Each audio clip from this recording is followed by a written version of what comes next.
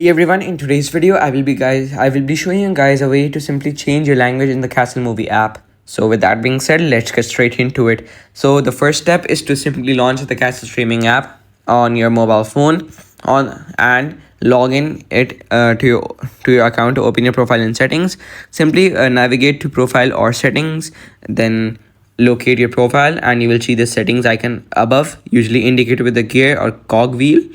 Then simply click on it. Then simply go to language and region settings, open the settings menu, then scroll down and search for language or language preference.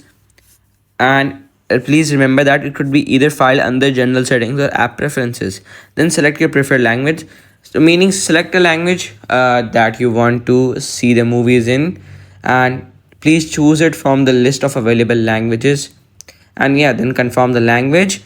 And step 6 is to simply go to content and subtitle audio language changer and play the movie or show you want to watch.